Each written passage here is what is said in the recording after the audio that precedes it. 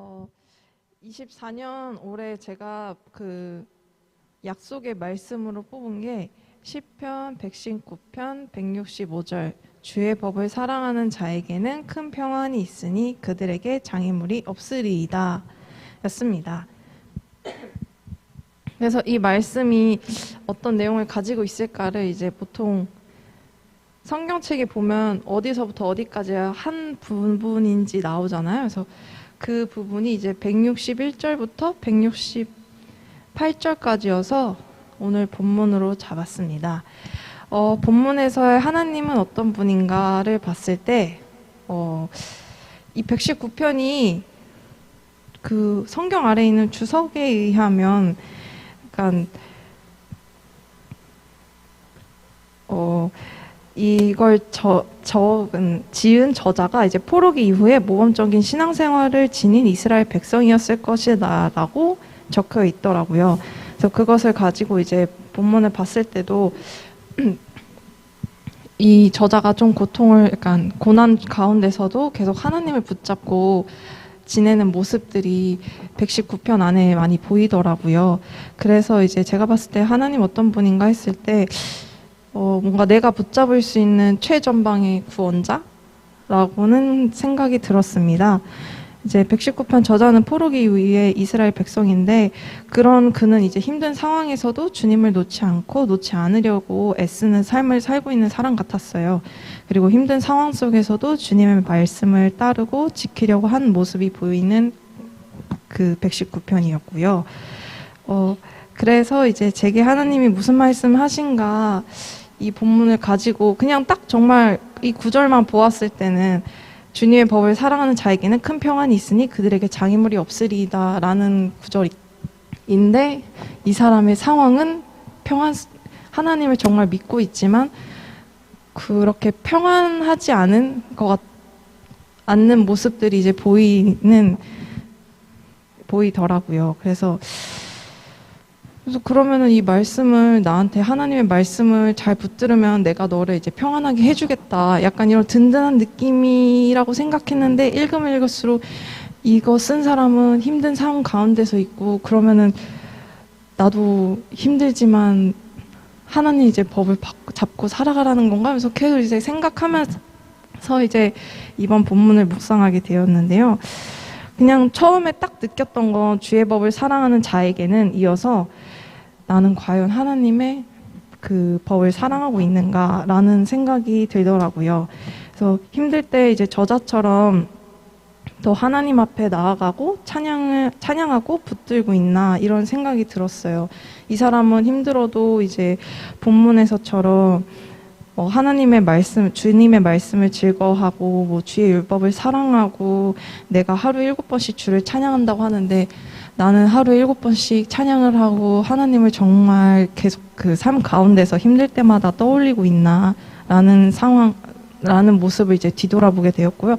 그럴 때마다 어려움이 있을 때 나는 이 어려움을 어떻게 헤쳐나가야지, 어떻게 해야 되지 할 때 그냥 정말 세상적인 생각들로 이걸 어떻게 하면 이 어려움 앞을 내가 어떻게 피할 수 있을까?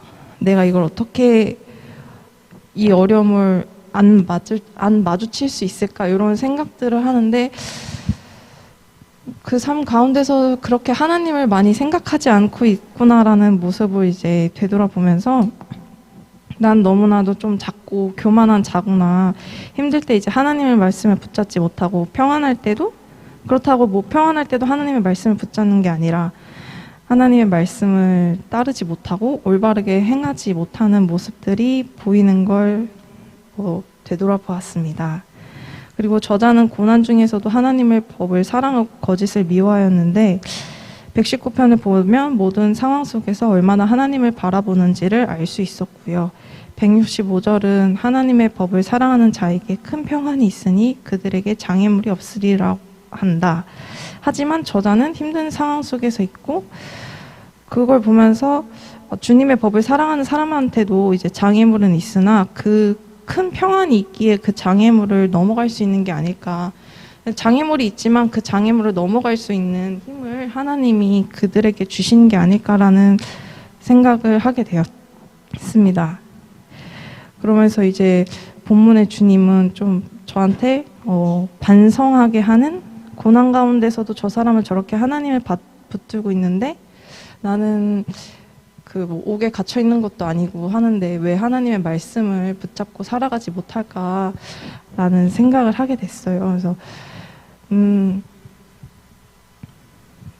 좀 하나님의 말씀을 좀 사랑을 해야 되는, 그래서 이 큐티를 제가 1월 7일 날 한번 이제 혼자서 이제 끄적이면서 해봤는데, 그때 이제 그럼 매일 이제 하나님의 말씀을 묵상하자, 하나님의 큐티를 매일 하고 뭐 하고 이제 하자 했는데 막상 되돌아 오늘 이 큐티 시간을 위해 다시 한번 이제 큐티를 묵상하는데 하나님의 큐티는 저희 침대 맞편에 두고 잠만 잘 자고 있더라고요.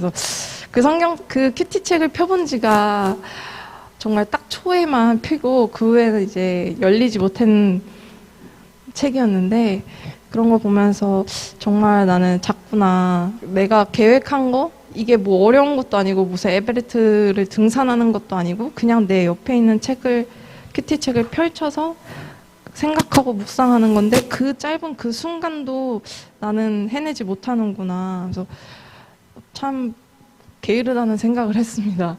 이번에 2024년도에 제가 10가지 목사님이 10가지 목표 세우라고 하셨었던 그런 게 있잖아요. 근데 지키고 있는 게 없는 것 같더라고요. 첫 번째로 매월 책 한 권씩 읽자고 했는데 책을 조금만 폈어요. 그래서 엄마랑 원래 약속을 했어요. 월마다 책 한 권씩 서로 읽고 그 책을 못 읽은 사람은 마지막 주 토요일이나 일요일 날 같이 서점에 가서 그 책을 못 읽은 사람이 책 읽은 사람은 책을 사주자. 그래서 지난번에 엄마한테 가서 책을 사드리고 왔습니다. 엄마만 좋은. 그래서 생각했어요. 이렇게 가면 내가 다 살 것 같은데 도서관에서 책을 빌리는 건 어떠시냐고. 어머님은 이제 제 책도 읽고 본인이 이제 고르셨던 책도 다 읽으셨거든요. 그래서 책 한 권 읽는 거 요거 하나도 지키지 못하고 뭐 큐티하는 것도 못 지키고, 그리고 제가 하나 사놓은 다이어리 같은 게 있는데 이게 하루에 한 질문씩 있어요. 그래서 그 질문에 대해서 이제 혼자 생각을 조금 적을 수 있는 건데 그것도 1월 첫 주 하고 이제 닫혀 있더라고요. 그래서 정말 난 게으른 자구나. 근데 이 사람은 이 고난 가운데서도 계속 하나님을 찾고 하나님의 말을 읊조리기 위해서 새벽에 일어나가지고 하고 이러는 모습을 보면서 많이 반성을 하게 됐습니다. 그래서 원래는 새벽 예배 나오려고 5시 반 알람을 맞춰놨는데 알람은 늘 끄고 알람이 딱 울리면 끄고 다시 자고, 그래서 눈을 뜨면 한 6시 47분? 그래서 늦었구나 하고 다시 이제 끄고 다시 자거든요.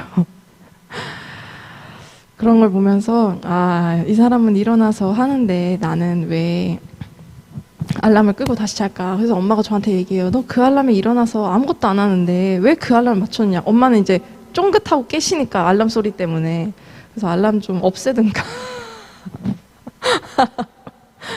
그래서 정말 24년도에 2월 이렇게 딱 1월을 보내고 2월 가운데 이제 시작을 하는데 다시금 한 해 목표 잡았던 거를 붙잡고, 그리고 하나님의 말씀을 하나님과 좀 더 가까워지는 24년도가 돼야겠다. 그래서 이제 큐티를 열심히 해야겠다라는 생각이 들었어요.